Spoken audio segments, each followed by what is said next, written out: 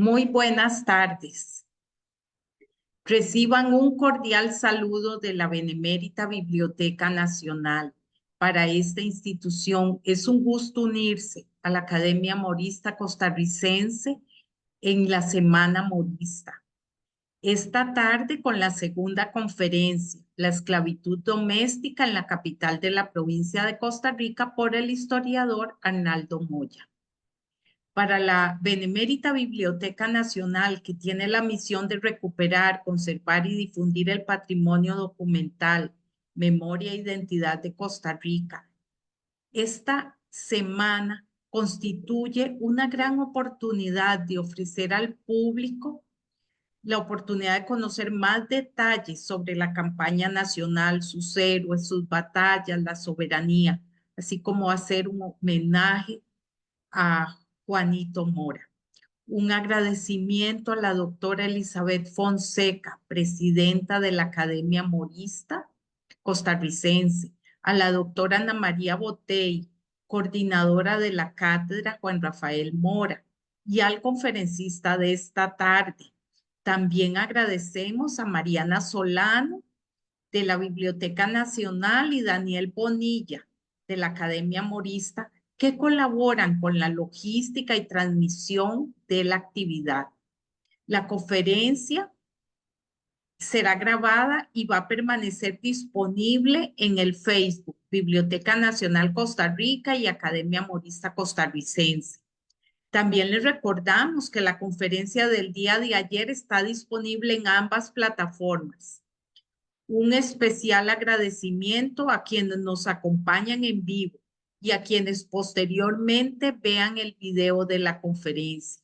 Muchas gracias y le doy la palabra a la doctora Botey Sobrado. Muchas gracias, Laurita. Hoy continuamos con el ciclo de conferencias vinculados a la conmemoración de la abolición de la esclavitud. En la conferencia de ayer de don Queens Duncan estuvimos discutiendo muchísimo que los costarricenses en su gran mayoría desconocen por completo que el mundo colonial fue un mundo con presencia de esclavos, especialmente en Cartago. Cartago, la capital de la gobernación de Costa Rica. Y por eso era tan importante hoy que continuáramos con este tema. Y precisamente en esa línea invitamos al historiador y doctor catedrático jubilado de la Universidad de Costa Rica, Arnaldo Moya Gutiérrez, quien es un Cartago de verdad muy acucioso en la investigación sobre ese mundo colonial cartaginés y no solo colonial, liberal.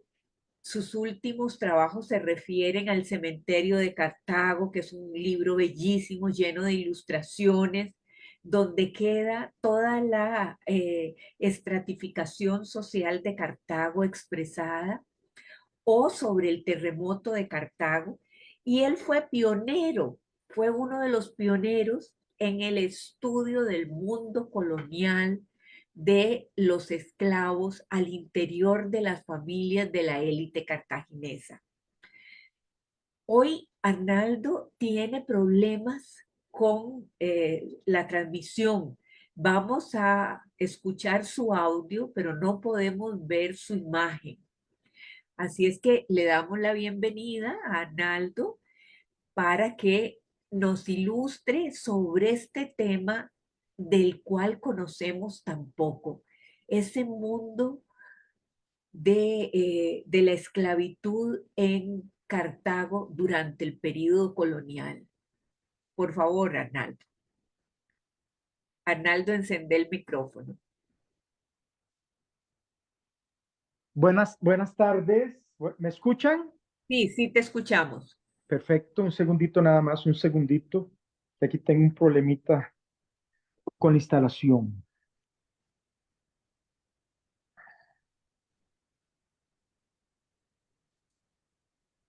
Listo.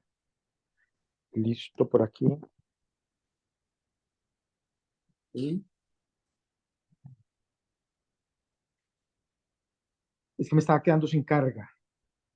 Uy, qué torta, ya lo conectaste el teléfono. Ya me conecté, ya me Ah, conecté. perfecto. Ok, listo. Bueno, ay Dios mío, ¿qué es esto? Ya, listo. Buenas tardes, buenas tardes. Muchas gracias, Anita, por esa presentación que has hecho. Muchas gracias, señora directora de la Biblioteca Nacional de Costa Rica. Muchísimas gracias por la invitación a la Academia Morista. Muchísimas gracias por la invitación a la Biblioteca Nacional. Y muchísimas gracias a Anita y a Laura por razones obvias, ¿ya? Ok.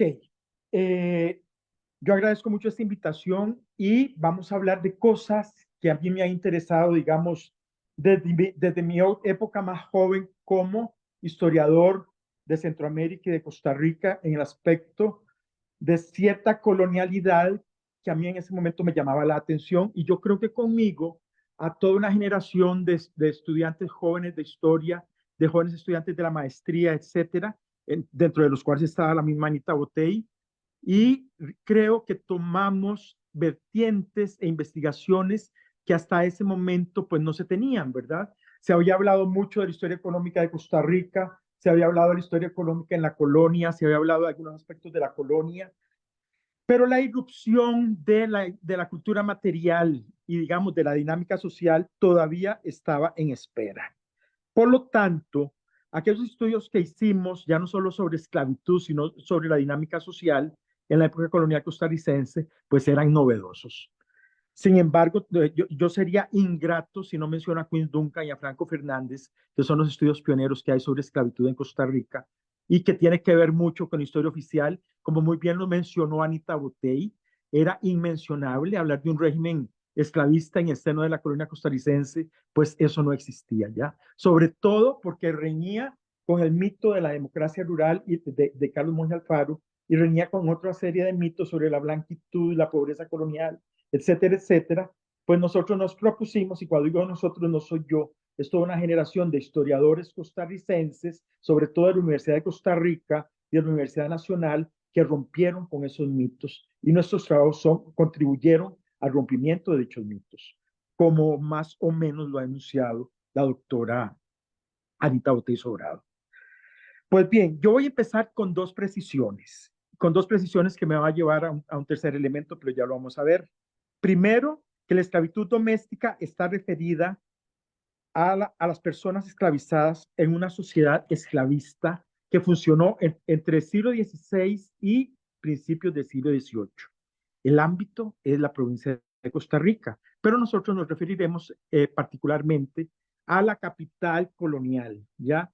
Resulta ser, o sea, yo tengo que definir el área porque posiblemente si nosotros vamos a encontrar personas esclavizadas, qué sé yo, en Alajuela y en Heredia o en San José, bueno, que ahora son esas capitales de provincia o ciudades principales de provincia, pues tenemos posiblemente también una gama diversa ya de situaciones que yo aquí no voy a estudiar, que aquí no he analizado, que yo lo que he analizado es particularmente lo que aconteció en la capital de la provincia de Costa Rica, que era Cartago. ¿Ok? Bueno, hecha esa salvedad o esas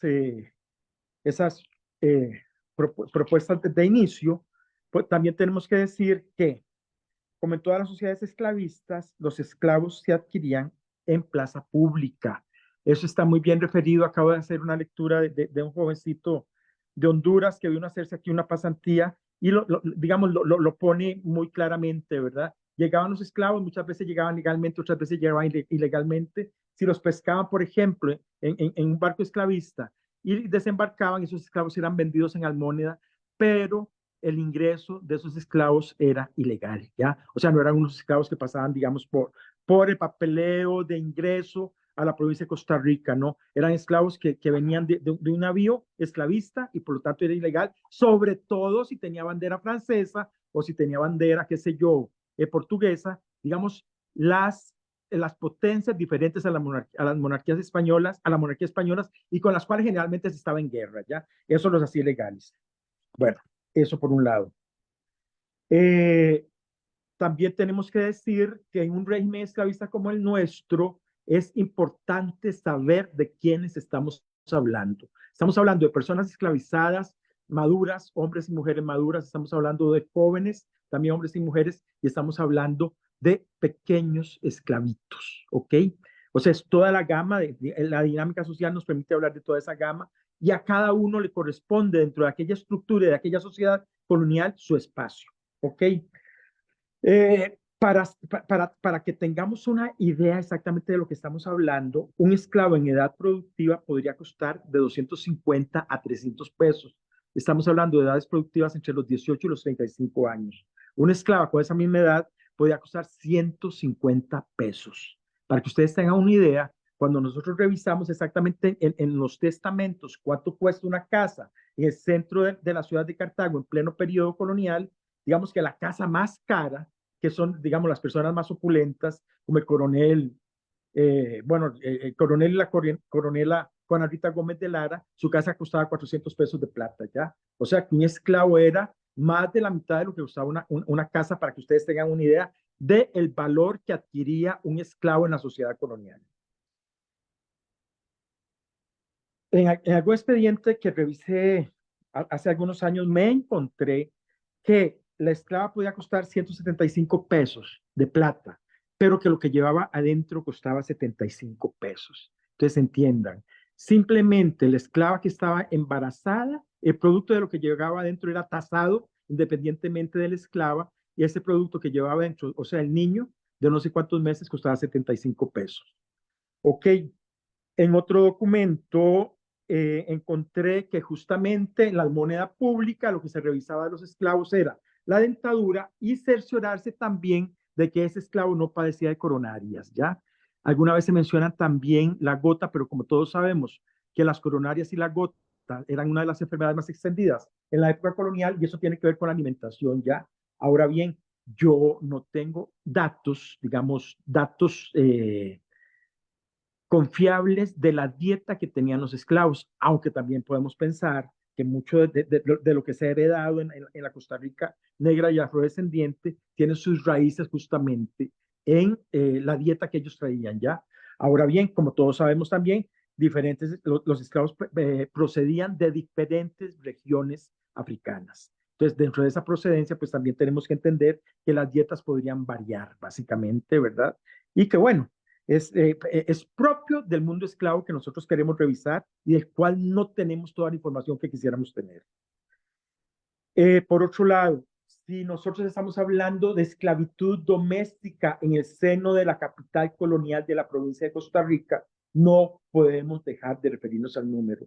Y al no contar con datos globales que arrojan los protocolos coloniales, que arrojan, qué sé yo, los testamentos, yo diría que los datos más certeros que tenemos con respecto al número de esclavos, de esclavos y de esclavas, tiene que ver con el censo borbónico de 1778.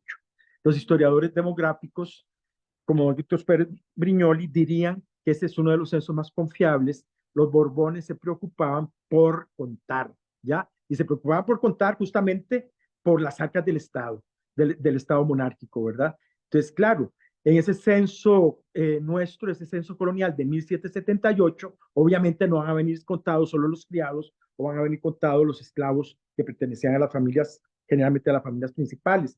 Nos vamos a encontrar un conteo de toda la población de la ciudad de Cartago, de sus alrededores y de sus arrabales. Pero no solo eso, nos vamos a encontrar que fulanito o fulanita de tal tiene en su casa tal número de criados y tal número de esclavos, ¿ya? Entonces, claro, es un censo confiable, pero que además es una radiografía sociológica de aquella sociedad, y eso es fundamental, ¿ok? Y es fundamental para los estudios históricos, para los estudios sociológicos, para los estudios antropológicos, ¿ok? Entonces, muy bien, hablemos de números. Se dice que justamente en ese censo de 1778 logramos identificar a unas 60 familias que pertenecían al grupo dominante, que pertenecían a la élite, y que esas familias tenían un promedio de aproximadamente de aproximadamente 10 esclavos cada una, de promedio, ¿ok? Ahora bien, un momento, por favor, un momentito. Ahora bien, esas familias no es que tenían los 10 esclavos, ya sacamos ese promedio. Vamos a encontrar que dentro de esas familias, que hay de 1 a 5 rangos, las familias menos pudientes podían tener de 3 a 5 esclavos, pero las familias más pudientes podían tener 13, 15, 16, hasta 17 esclavos, ¿ok? Estas familias que poseían 17 y a veces 18 o 20 esclavos pertenecen a la cúspide de aquella sociedad colonial. Entonces, ¿qué pasa? Digamos, hay un caso muy particular que a mí siempre me llamó mucho la atención, que es el de un señor de apellido Oriamuno, casado con una señora de apellido Ibarra, que pertenece digamos, a lo más granado de aquella sociedad, tenían 18 esclavos, y se les ocurre, por vía testamentaria, decir y manifestar que sus esclavas, Casimira y Mónica, van a ser liberadas a la hora de la muerte de ambos testadores, ¿ya? Eso significa que si se muere ella, él queda vivo, entonces todavía no puede liberarlas. Pero cuando se extiende esta cláusula testamentaria, no ha muerto ninguno de los dos, pero para que fueran liberadas Casimira y Mónica, tendrían que haberse esperado 29 años. Yo no encuentro un expediente el cual diga que fueron liberadas porque me parece, y así lo presiento, que cuando murió el señor Oriamuno, ya ambas esclavas habían muerto también, porque una era sumamente enfermiza y la otra era muy vieja. Justamente por eso las estaban liberando, porque como fuerza de trabajo ya no servían, una por enfermiza y la otra por vieja. Entonces no creamos en la bondad de estos testadores, ¿verdad? No creamos en la bondad de estos testadores. Bueno,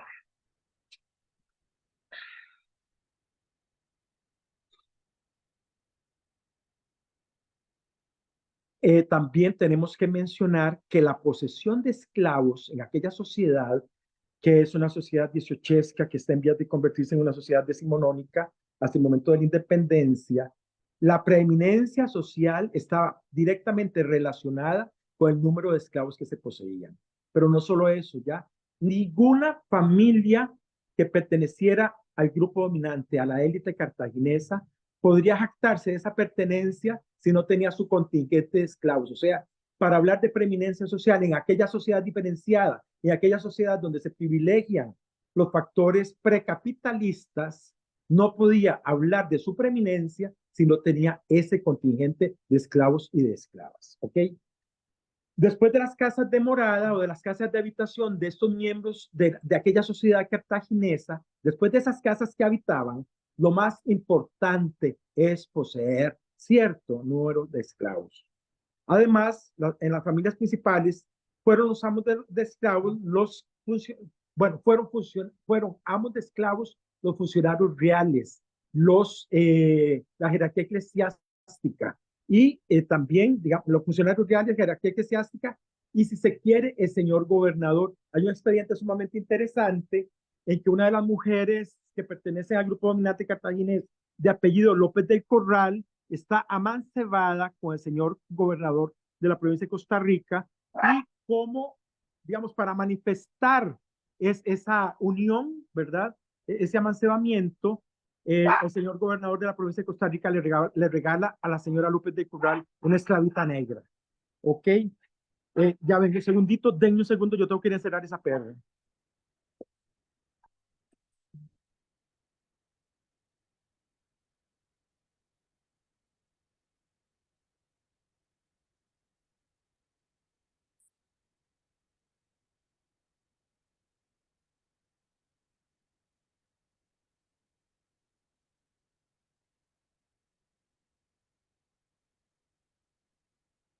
¿Listo? Ok. ¿Cómo se hacía esta sociedad esclavista de sus esclavos? Digamos, ¿cómo lograban hacerse de ese contingente de esclavos? Ya lo dijimos, se presentaban en almoneda pública, los esclavos se compraban al mejor postor. Hubo señores exactamente que se dedicaron digamos, al tráfico o sobre todo a la venta de esclavos, ¿ya? Bueno, aquí habría que decir algo bueno, que yo siempre he pensado, y me imagino que los historiadores de la economía también, resulta ser que en esta sociedad esclavista, aquellos amos y amas de esclavas podían dedicarse a reproducir el contingente de esclavos.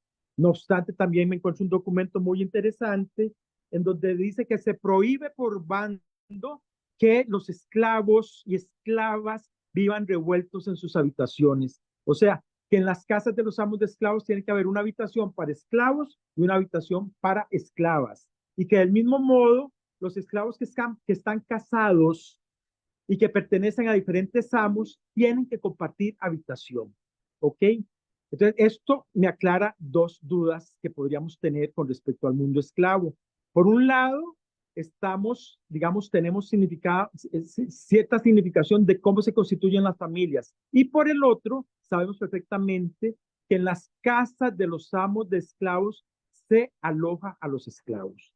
No sabemos todavía si en el cuerpo principal de la casa, recuerden ustedes que cuando leemos las descripciones de casas en la época colonial nos vamos a encontrar con un cuerpo principal de la casa, pero también hay oficinas anexas. En esas oficinas anexas generalmente hay una cocina que está lejos de la casa por riesgo de incendio, ¿ya? Entonces, nunca las cocinas están dentro de las casas principales o aquellas casas añejas de la época colonial que de algún modo se pueden parecer a lo que sobrevive, qué sé yo, en Escazú y sobrevive en Barba, ¿verdad? Nada más, o sea, es para que nosotros ya tengamos una imagen redonda, imagen completa de cómo pudieron ser justamente las estructuras habitacionales, las casas de morada de este grupo que nosotros estamos hablando.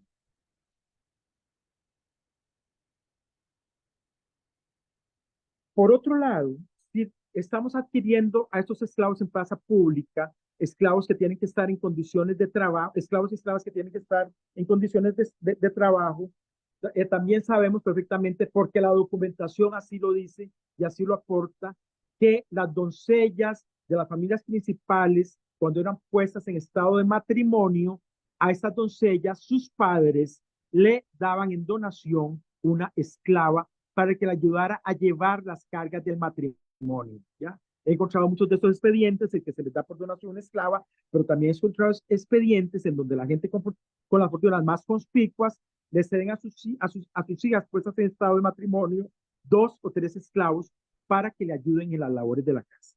¿Ok?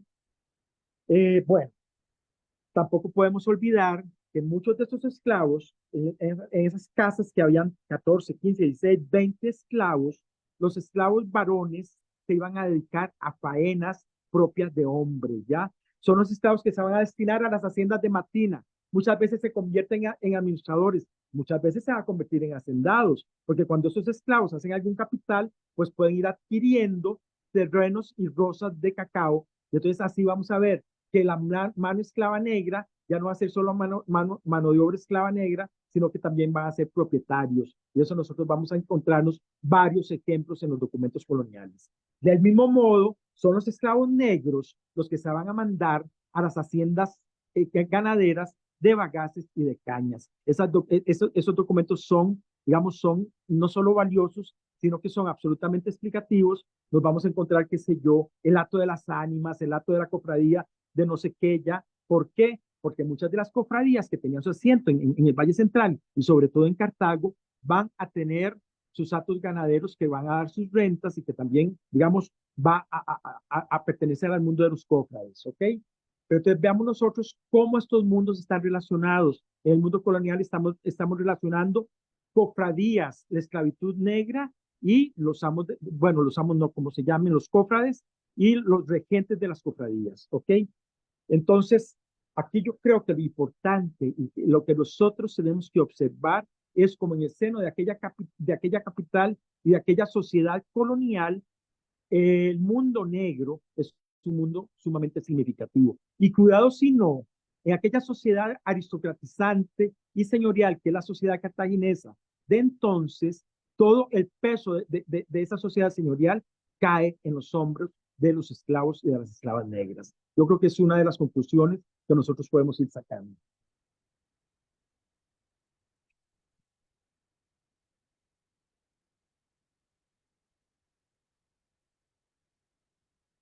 Encontré un expediente, por cierto, en que un amo de esclavos, un señor, en este momento no recuerdo el apellido, pero le piden que por favor preste mano de obra esclava negra para ir a reconstruir una ermita en no sé qué remotidad, ¿verdad?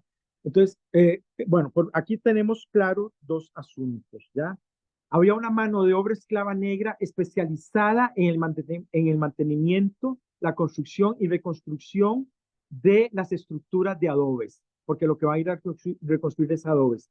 Pero digamos que como un plus me encuentro que a estos esclavos negros no solo los están prestando para que vayan, para que le den mantenimiento a una estructura de adobes, sino que aparece la alimentación que, con que se iban a ir estos esclavos por lo menos por una semana, ¿ya?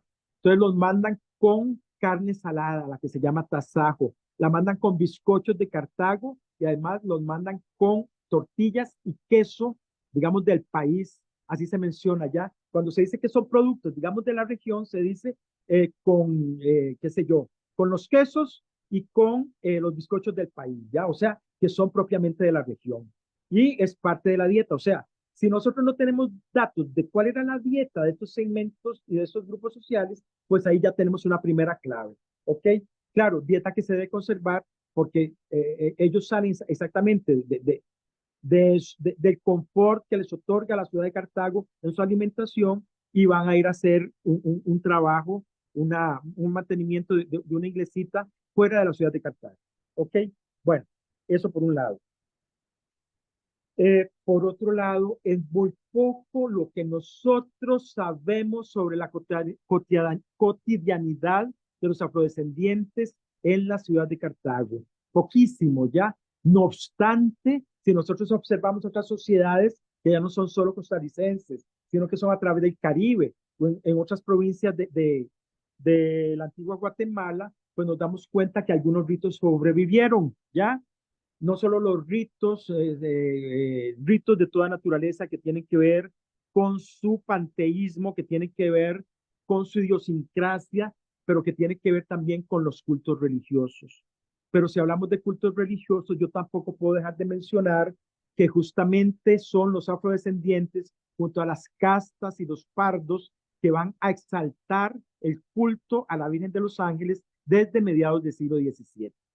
Entonces nosotros nos vamos a encontrar que en las celebraciones y la poca información que hay sobre estas celebraciones de la patrona de la ciudad de Cartago en un primer momento, que es la Virgen de los Ángeles, los grupos negros, pardos y las castas iban a participar muy activamente en estas celebraciones de los aniversarios de la Virgen de los Ángeles.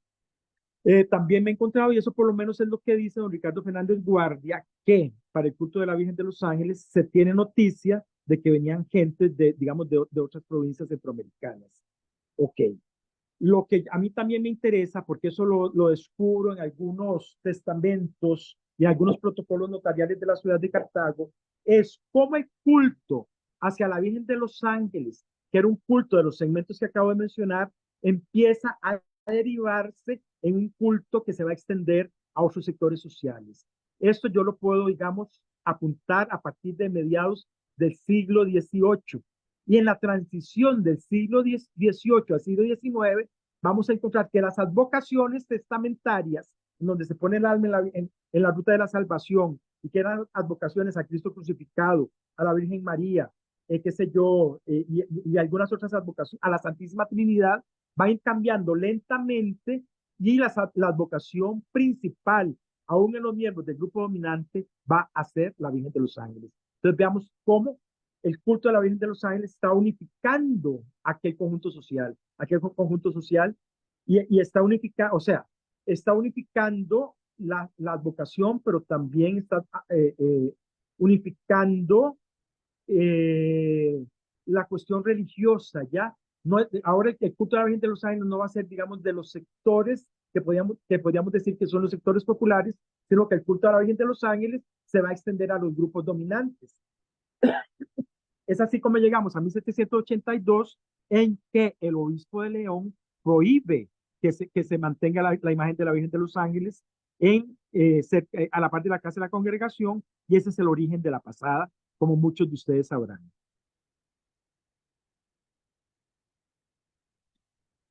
También tenemos que mencionar que la sociedad colonial está reglamentada Cuando hablo de reglamentos para la sociedad colonial, no estoy hablando solo de reglamentos o bandos que se extendían a Costa Rica, ¿no? Estamos hablando de reglamentos que cubrían a todas las sociedades, a todas las sociedades americanas que dependían de la monarquía española, ¿ya? En Brasil puede ser diverso, ¿ok? Bueno, pero lo cierto es que los atuendos, el vestuario que podría llevar una negra esclava no podía ser semejante a una mestiza y mucho menos semejante al de una española. Son atuendos diferentes. Algunos y algunas de ustedes pues habrán tenido oportunidad de ver esas pinturas maravillosas que hay en México y hay en el Perú, que tienen que ver con las mezclas de razas. Ahí más o menos hace referencia, porque son de época, hace referencia al tipo de vestuario que llevaban estas personas. Bueno, pues no es solo el vestuario que no se puede homogenizar con el resto del conjunto social, sino las joyas, ¿ya? Las joyas que llevan las señoras españolas no son semejantes a las que podrían llevar las esclavas negras. Digamos, hay una diferencia que no es casual, sino que es una diferencia que marca, digamos, esa diferencia entre los diferentes segmentos sociales. Como ya lo dijimos al iniciar, la sociedad colonial costarricense, la sociedad colonial costarricense, como el resto de las sociedades coloniales americanas, es una sociedad sumamente diferenciada.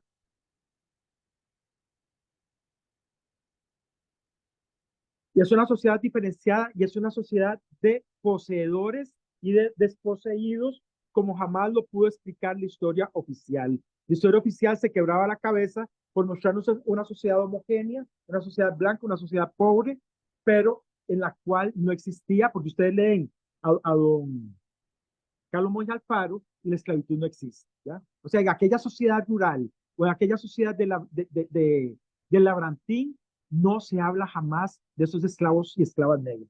Eso no existe. Y creo que sobre eso abundó ayer el señor Duncan. Bueno, hoy sabemos, y no solo sabemos, sino que tenemos la evidencia de que en el seno de la sociedad costarricense hubo un régimen esclavista, que no fue diferente a los regímenes esclavistas del resto de la América colonial. ¿Fueron mundos antagónicos? Sí, pero también vamos a encontrar relaciones de colaboración y de solidaridad. De hecho, cuando el esclavo negro es manumitido, es porque aquella sociedad está llegando a un acuerdo, ¿ya? Que en determinado momento el esclavo que ha servido en esas casas, a veces sus familias por generaciones, podría ser manumitido, o sea, se va a liberar. El amo bondadosamente lo va a liberar, digamos, de sus funciones y él va a decidir si sigue trabajando por un salario o si abandona ese hogar. Esos son sobre todo los esclavos que están en edad productiva de trabajo. Porque cuando los esclavos manumitidos son muy viejos o muy viejas, ellos por lo general van a decidir que van a seguir viviendo en la casa de sus amos porque no existe, o sea, no hay otra vida posible. La única vida que ellos conocen ha sido la de la dependencia y de servir a sus amos. Y eso yo creo que tiene que quedar suficientemente claro. ¿Ok? Por otro lado, existe la posibilidad de que los esclavos negros o las esclavas negras que están trabajando y que obtienen algún recurso de dinero pueden comprar la libertad de sus madres o la libertad de sus hermanos. Digamos, ese expediente también se usa en la sociedad colonial costarricense. Esto de lo que estoy hablando, quien mejor lo ha trabajado es Lowell Goodmanson, pero lo trabajó para Guanacaste, no para el centro del país, ¿ok? Bueno, eh,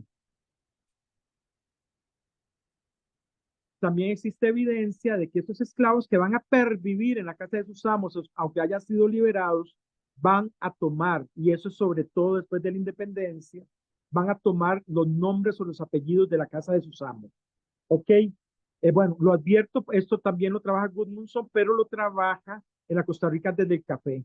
Y también nos va a hablar ya, digamos, de elementos sociales primordiales que sobreviven en esa sociedad semejante a la esclavitud. Y por ejemplo, estamos hablando de un Cartago después de 1840, ¿verdad? Pero llegaban, qué sé yo, hijos expósitos o entenados que iban a servir a esas casas y la mayoría de las veces no era por un salario, o sea, el trabajo es muy semejante a un régimen esclavo. ¿Ok? Para tener una idea, nosotros de la relevancia de la esclavitud en la sociedad en la cual nosotros estamos analizando, voy a mencionar unos cuantos casos de las familias y del número de esclavos que se tenían. Por lo general, las familias que yo voy a mencionar son las que pertenecieron a la élite de la capital colonial de la provincia de Costa Rica. Por ejemplo, doña Baltasara de la Madrid Linares, que era una viuda con 8 hijos, tenía 15 esclavos en su haber. No sé si me escucho bien, puedo cerrar la puerta porque el aguacero en Cartago es terrible. ¿Sí se escucha? ¿O cierro la puerta? Se escucha bien. Ok, de todos modos va a cerrar, es que es una puerta que da un jardín que es muy amplia. Pero se escucha bien, Arnaldo, no te preocupes.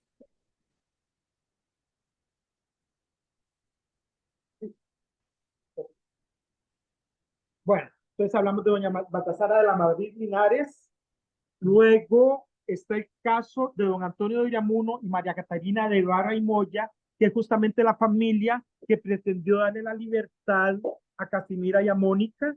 Resulta ser que estos no tenían solo a Casimira y a Mónica, sino que tenían a 18 esclavos más. 18 esclavos más. Óigase bien. Vean ustedes qué interesante.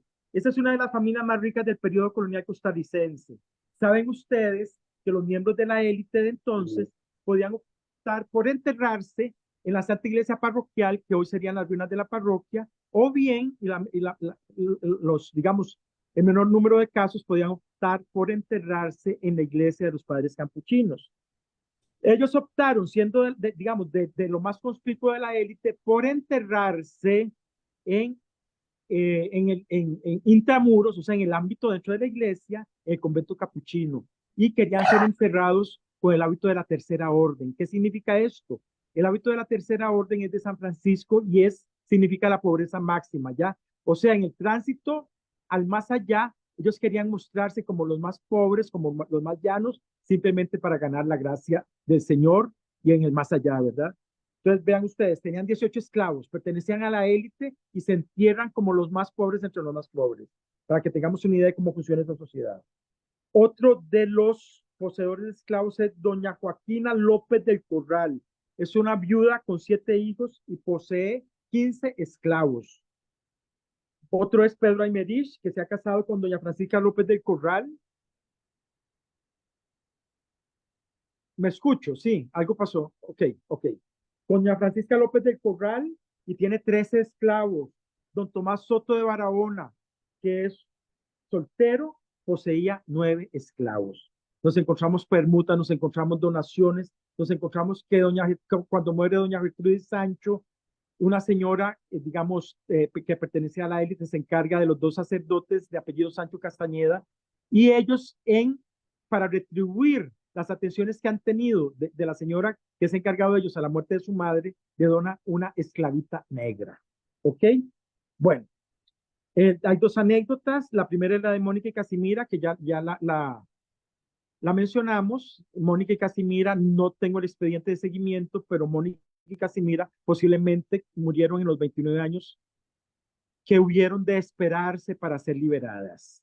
Pero por otro lado, he encontrado un expediente maravilloso que es justamente un juicio de ocultación de bienes que se le hace al señor, un señor de apellido Villasanta, un señor español de apellido Villasanta. Resulta ser que muere el señor Villasanta, hacen el avalúo de sus bienes, digamos, esta cuestión testamentaria que era de rigor y que había que hacer por ley, hacen el avalúo de sus bienes, pero hay un ocultamiento de bienes, que era un expediente que también se usaba mucho. Entonces resulta ser que llaman a una esclava negra que había servido en la casa de Villasanta para que exponga como testigo lo que ella sabe, ¿ya? Lo interesante no es lo que ella expone como testigo de los bienes ocultos, sino que resulta ser que la esclava negra llegó a la casa de Villasanta como ama de leche. Eso significa que la esclava negra iba a amamantar al hijo más pequeño de Villasanta. Esto no lo hubiéramos sabido si no es por este expediente judicial. Y entonces esto lo que nos indica es que posiblemente muchas veces las esclavas negras que también habían estado embarazadas, que estaban amamantando a sus hijos, servían de amas de leche para los hijos de los miembros del grupo dominante. Entonces eso hacía que su intervalo intergenésico, o sea, el momento en que ellas podían quedar embarazados otra vez podía ser mucho más corto. Por esa misma razón, nosotros nos encontramos en las cotas más altas de la gente más rica, de la élite cartaginesa, que el intervalo intergenésico entre cada embarazo era menos de un año. Y nos encontramos con mujeres que parieron hasta 11, 12 y 14 hijos. ¿Ok? Bueno, esto que hemos dicho, básicamente, o con esta alusión a Villasanta y a la ama de leche, terminamos nuestra participación. Yo creo que vamos a tener preguntas del público, me encantaría. Y no sé si es Anita o si es Laurita las que van a guiar exactamente la participación del público. Arnaldo, no, muchísimas gracias. Nos has dado una fotografía muy interesante de esa sociedad, de quiénes eran los que poseían esclavos, cuánto costaba un esclavo, de, de qué hacían los hombres, y me imagino que las mujeres estaban sobre todo en el trabajo doméstico, las mujeres esclavas, así como amas de leche o en todas las atenciones de la casa. En labores de cocina, básicamente. Fíjate, y esto no lo menciono, perfectamente lo puedo mencionar. Cuando ustedes visiten la casa Jiménez Sancho, que es una casa, digamos, es una casa del siglo XX, pero principios del siglo XX, pero su huerto no debe ser muy distinto a los huertos que hubo en las casas principales. Las casas principales siempre tuvieron su huerto, ¿ya? En ese huerto nos íbamos a encontrar hierbas aromáticas y más adentro íbamos a encontrar árboles frutales. Nada más imaginémonos que ese huerto está al fondo de un solar de un cuarto de manzana completo. Así es que no solamente no era el huerto, los árboles frutales, sino que había cuadra de ordeño. Por eso esas casas, esos portones enormes que tienen todavía las casas, qué sé yo, de Santo Domingo y de Barba, tienen que ver con el acceso de bestias, de carretas y de carruajes. ¿Ok? Bueno, pues entonces las señoras esclavas que se dedicaban a la cocina, que seguramente llegaron a ser grandes cocineras, no solamente tenían, digamos, eh, las verduras y el abasto de carne que les ofrecía el mercado de Cartago, que se instalaba en la Plaza Mayor solamente los jueves y los sábados. Hay una planilla magnífica que muestra un día de mercado en Cartago y es esa Plaza Mayor atiborrada, digamos, de bienes de consumo que iban a servir para alimentar ya no solo a la élite cartaginesa, sino a todo el conjunto social. ¿Y qué averiguaste de las uniones ilegales de los hijos entre los dueños de los esclavos Sí, y sí, las esclavas? eso es muy propio. Digamos que los sacerdotes hasta cierto punto eran infidentes. Entonces nos vamos a encontrar que muchas veces este sacerdote ponía que tal esclava negra había parido en tal fecha.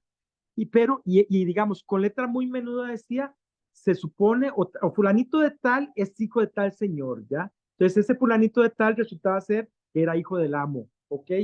Pero esto, digamos, eran secretos a voces. Eso lo sabía la señora del amo y lo sabía toda la familia, ¿ya? Y posiblemente Cartago, que era un infierno chico, también eso era voz populi, ¿verdad? Del mismo modo, recordá, Anita, que cuando los sacerdotes tenían hijos, se ponía exactamente quién era el padre de la criatura, pero no se podía poner, digamos, o sea, no podía poner que era un presbítero, se pone fulano de tal, ¿verdad?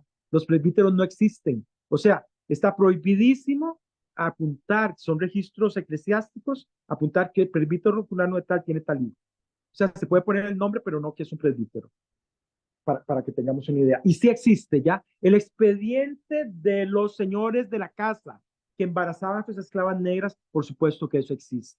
¿Ok? Es más, para la época que yo empecé a hacer estos estudios, de algún modo estaban haciendo unos estudios en biología y nos damos cuenta que uno de los elementos fundamentales que han contribuido a la creación del costarricense contemporáneo es, digamos, la participación negra. ¿Ok? Nosotros que nos creíamos tan blanquitos o tan mestizos, también resulta ser que tenemos en nuestra conformación un gran segmento negro. Estoy hablando de más o menos de 1992, 93, cuando Marielos ¿qué apellido es que se presentó ayer, Marielitos? Se me No, olvidó el se apellido. presenta mañana, Marielos Se prese- Acuña. Marielitos también hizo ciertas investigaciones y coincidíamos también con esas investigaciones que estaba haciendo biología, justamente para elaborar el siglo del mestizaje, que digamos ella es una de las grandes descubridoras del siglo del mestizaje, exactamente. Aquí Elizabeth Fonseca te envía un comentario de que muchísimas gracias por tu conferencia, que es sumamente interesante y que quiere resaltar las dificultades para los estudios genealógicos el que los esclavos tomaran el apellido de los amos. Exactamente, dificultades enormes, o sea, hay una dificultad en los estudios genealógicos que generalmente los entorpecen, ¿ya? No solamente con esos apellidos, que muchas veces es muy difícil, digamos, seguir el patrón que necesitan los estudios genealógicos, o también cuando nos encontramos hijos ilegítimos, que solo aparece el nombre con un solo apellido de la madre, ¿ya? Digamos que ahí termina el estudio genealógico, en el sentido de que generalmente los estudios genealógicos no son hechos por expertos. Cuando hay un experto haciendo el estudio genealógico, pues ellos saben los trinquetes, ya ellos saben los tips que tienen que seguir. Entonces buscarán información de otra naturaleza. Pero cuando no somos genealogistas, vieran lo que cuesta, ¿ya? Lo que cuesta cuando nosotros nos encontramos con esos obstáculos. Sí, de hecho, Elizabeth Fonseca tiene toda la razón. Si hay juicios de limpieza de sangre. Los juicios de limpieza de sangre tienen que ver justamente con ser cristianos antiguos, ¿ya? Y ser cristianos antiguos significa que tienen su raigambre, sus raíces son españolas. ¿Por qué? Porque de algún modo lo acriollado o los criollos americanos podrían tener su sangre, digamos, manchadita, en el sentido de que podrían ser, qué sé yo, tercera generación indígena, o qué sé yo, o muy mestizos, etcétera, ya sí existen los juicios de sangre. Yo me encontré algunos juicios de sangre en el Archivo Nacional, pero bueno, no sé por qué yo no tengo la información a mano, pero sí encontré juicios de limpieza de sangre, que eran fundamentales, sobre todo para algunas familias, ¿verdad? Sobre todo para algunas familias. Bueno, y no estamos hablando solo de familias costarricenses, hablemos de familias guatemaltecas, de familias nicaragüenses, de familias salvadoreñas que también acudieron a sus juicios de sangre porque querían limpieza, o sea, querían ser, digamos, blancos de primera generación.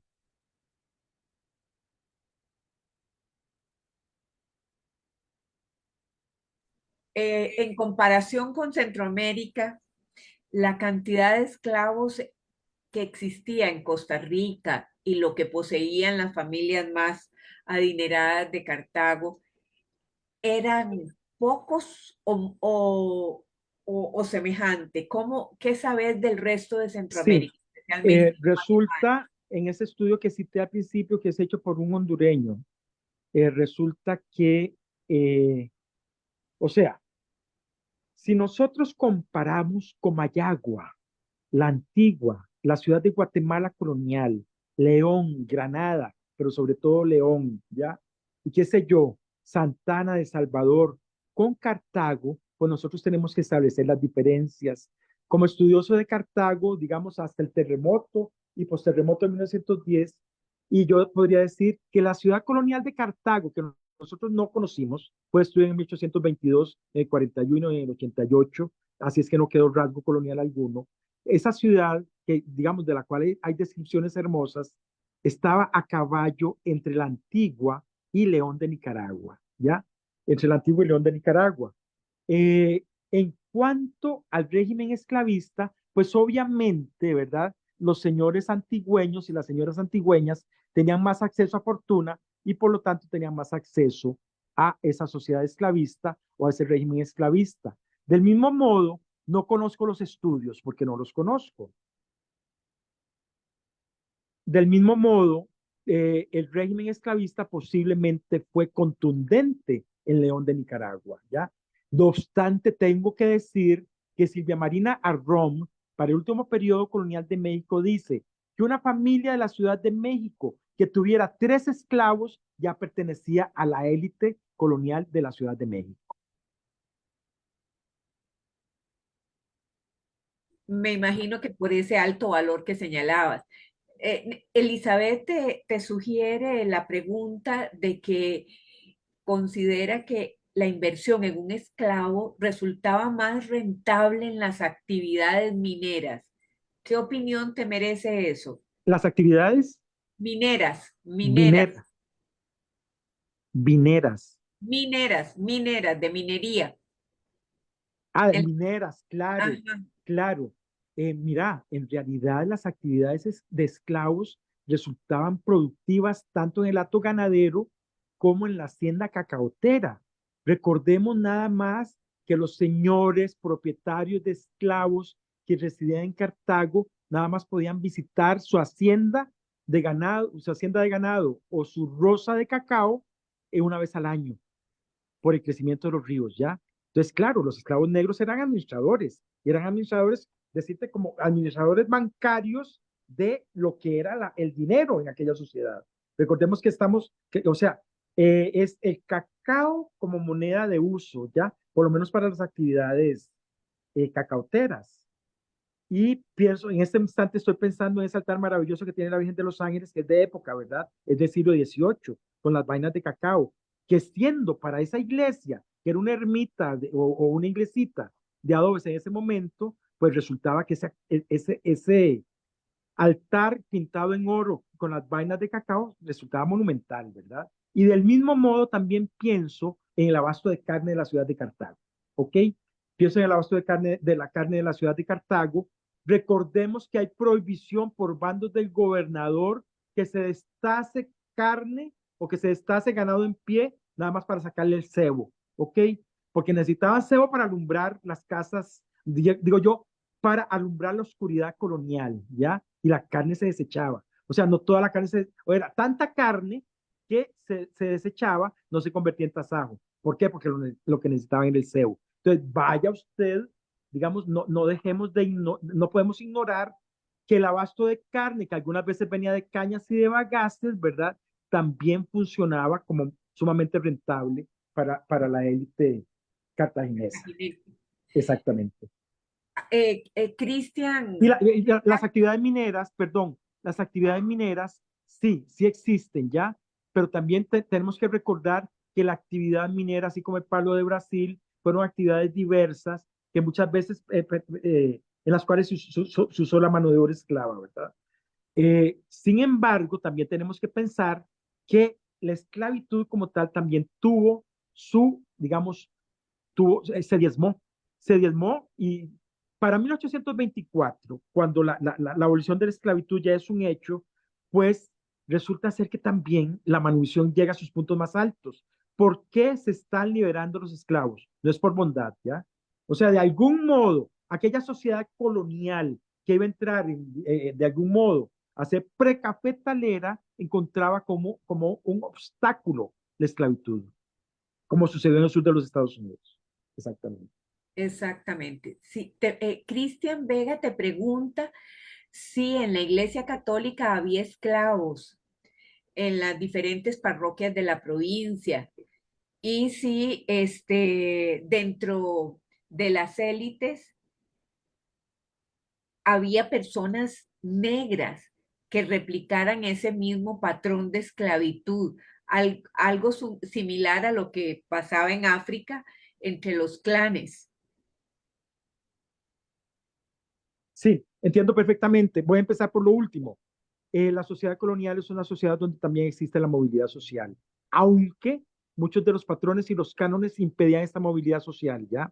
No obstante, nos vamos a encontrar, por ejemplo, niñas españolas pobres o, digamos, gente que pertenecía a sectores medios y sectores altos de aquella sociedad que han caído en la pobreza. Entonces, no sería nada raro que un mestizo o que un negro se ofreciera en matrimonio, ¿ya? Entonces, sí, depende de las arras y depende del capital de ese negro, de ese mestizo, la niña pobre va a blanquear el linaje de ese negro o de ese mestizo. En aquella sociedad colonial, ya sumamente diferenciada, ya había un capital social, sí se pretendía cierto blanqueamiento, ¿ok? Eso también tenemos que tenerlo presente. Por otro lado, no es que la iglesia fuera una institución esclavista, ¿ya? Bueno, estoy pensando también en las misiones de América del Sur, pero sí, en Costa Rica resulta ser que una gran mayoría de los miembros de la jerarquía eclesiástica pertenecían a las familias dominantes, eran los que tenían acceso a la educación. Por eso nosotros nos vamos a encontrar que son bachilleres y licenciados, tienen nociones de geografía, tienen nociones de geometría, tienen nociones de derecho, algunos son expertos en derecho canónico, etcétera, etcétera, pero también heredan esclavos de sus abuelos, ¿ya? O muchas veces un esclavo es dado como una beca para que ellos realicen Su para que se formación. realicen como sacerdotes, Ajá. exactamente.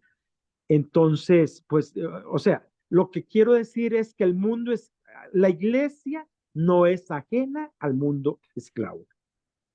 Excelente. No sé si hay alguna otra pregunta, Laurita. No, no hay, solo esta de Cristian y ya revisé el Facebook también de la academia y no hay preguntas.